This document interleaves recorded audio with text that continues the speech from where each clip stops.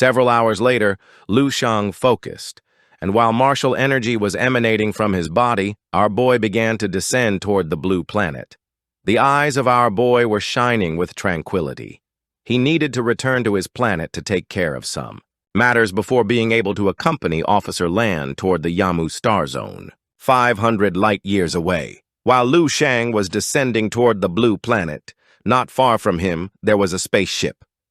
Inside the ship was Lan, with his arms behind his back and lost in thought. His attention was fixed on Lu Shang, and his eyes began to shine with suspicion. He gave the order to his men to activate all the ship's monitoring systems. They had to keep Lu Shang from the blue planet under surveillance 24 hours a day without rest, making sure he did not leave their sight for even a single second. With a serious expression, he turned toward his men, began staring at them intently, and explained that, regarding the white mist star zone, for now they had been deceived, but they could not lower their guard. He was in the ship's control room, and while inspecting the system, he asked them to inform him immediately if there was any strange movement from the white mist zone. In addition, he ordered strict surveillance of Lan Chang and Zhao Lin and demanded that everyone remain alert. His men lowered their heads before him and nodded. With a confident gaze, he tightly clenched his fist, and a smile appeared on his face. He knew that, as long as Lu Shang returned with them and registered his identity in the Yamu star zone, this would be an enormous merit. A few hours later, Lu Shang landed softly in front of his family's mansion. He began to look to one side, and something caught his attention, making him curious. Not far from his family's mansion, there were 3 elders sitting quietly playing Chinese chess. Lu Shang began to observe them carefully, realizing that in this residential area there were at least 40 Grand Masters. Not far away, there was a security guard watching the area, a woman doing her shopping, and an old man taking a walk. Our boy quickly realized that in this area there were more than 20 level 8 experts, as well as 2 martial saints, all disguised around. While his eyes were shining with calmness, Lu Shang placed his hand on the door and couldn't help but smile. He was confident that this must be the neighborhood with the greatest combat power on the entire blue planet. He assumed they had come of their own initiative to protect his family, and he didn't think that was bad at all. With a kind smile, Lu Shang opened the door of the villa, announcing his arrival. His sister's attention fixed on him, and while her eyes were shining with surprise, with a smile, she greeted the god of war. Lu Shang began to observe her with a serene gaze and silence. The mother's eyes widened with concern upon seeing that her son had returned. She placed her hands over her chest and asked if he was okay. With a serious expression, the father, who was smoking a cigarette, asked Lu Shang what had happened, demanding that he be honest with them since they could handle it. The eyes of his family began to shine with enthusiasm and curiosity. Everyone was waiting for Lu Shang's answer. Upon seeing their expressions, Lu Shang's eyes widened in confusion. He began to ponder in silence, not knowing what to do.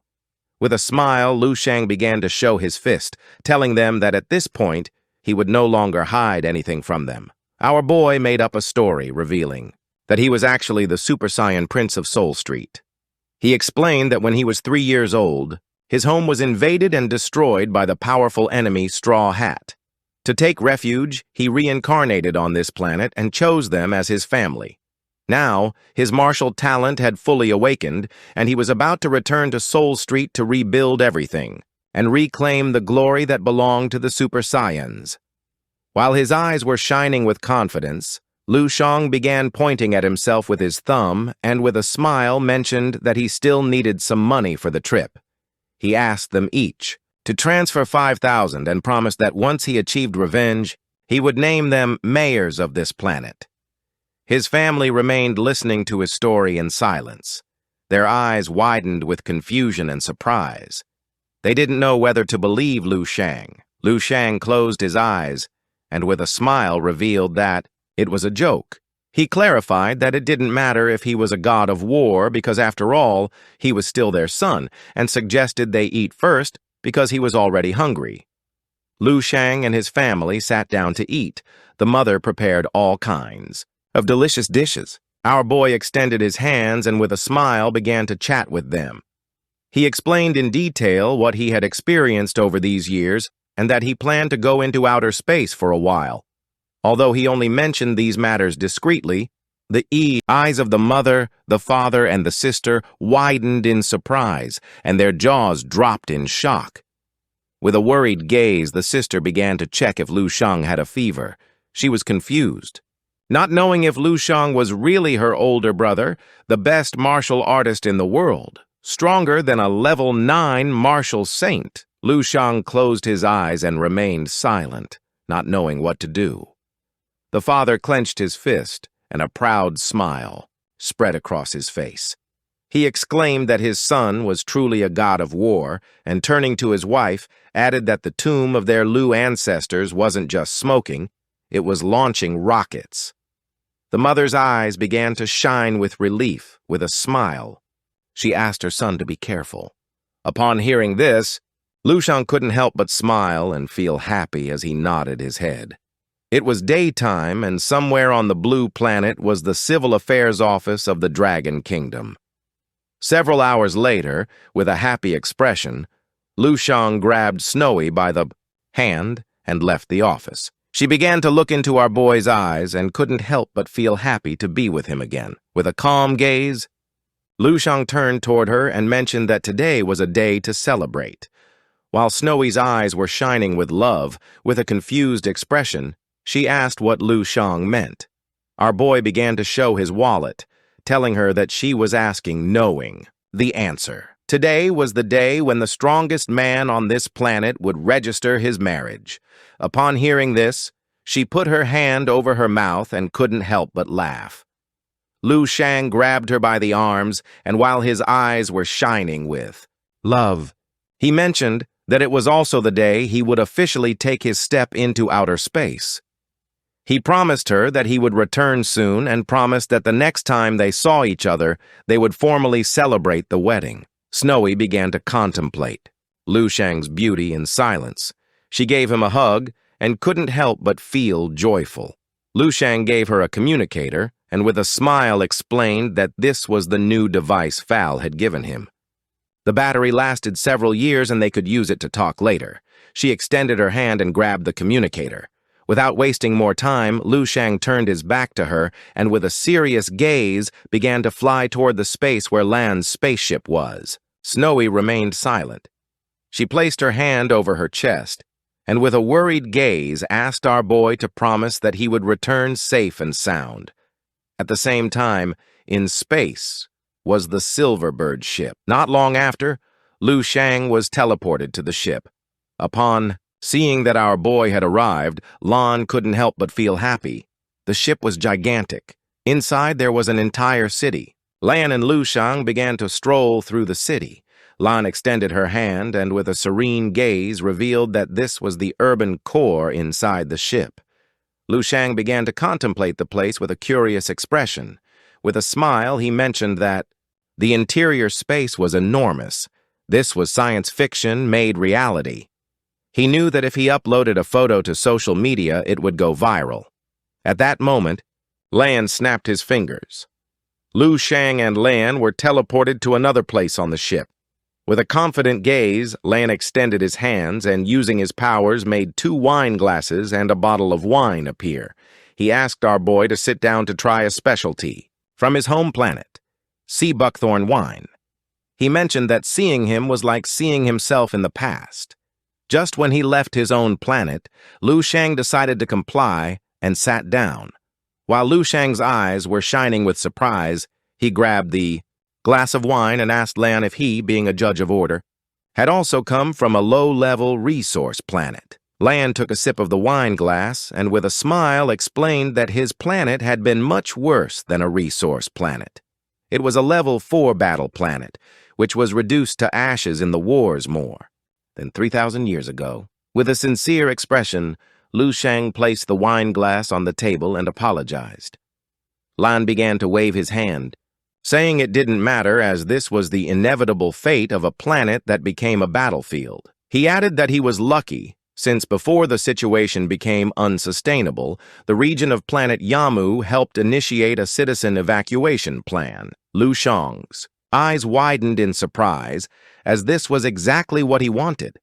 Lan began to stare at Lu Shang, and with a sincere gaze revealed that not everyone could migrate. He explained that only those registered as federal citizens were eligible, and the conditions for this were having no criminal record, possessing a power level above 9, and having certain development potential. Only then could one register. Lu Shang grabbed the wine glass, and his mind filled with confusion. He questioned whether the requirement of level 9 or higher was too demanding and asked if it was possible to migrate independently. Lan began to imagine several slaves, began to show a finger and explain that it was possible, but all the habitable planets in the sector were already registered. The movement of 1 or 2 people didn't matter, but if there were more than 5,000, authorization from the Federation was needed. Otherwise, the Interstellar Department of Justice arrested more than 10 billion star nomads every year and sent them to battle or resource planets as forced labor. Lu Shang was somewhat surprised to see how authoritarian this was. Lan extended his hands and mentioned that it was a necessary measure to maintain the orderly reproduction of all living species in the universe. He argued that if every time a habitable planet was destroyed, its inhabitants simply invaded another one, the universe would fall into chaos, madness, and total disorder. Lu Shang put his hand on his chin and, with a curious expression, began to ponder silently. Our boy then asked how much it cost to buy a habitable planet.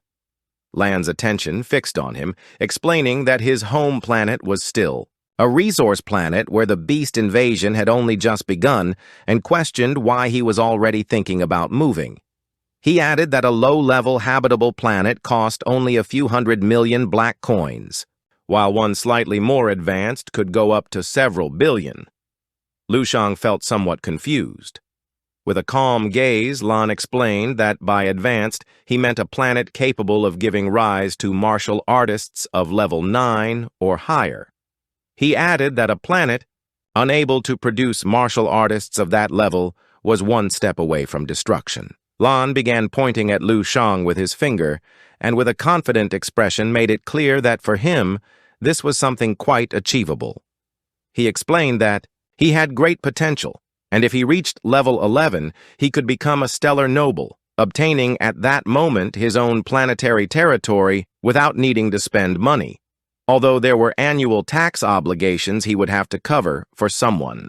With great power, those amounts meant nothing. Upon hearing this, Lu Shang's eyes widened in surprise. He couldn't believe what he had just heard. His eyes began to shine with confidence. With a smile, he thanked Lan for the explanation, realizing that his view of the world was still very limited. Both made a toast. Lu Shang took a sip of wine, thinking that when he obtained a territory, he would have his family live on one planet, assign another to the people from a province of the Dragon Kingdom, and cram the rest into just one. The idea seemed absolutely brilliant to him. This is the end of the video. If you guys want to see the next part,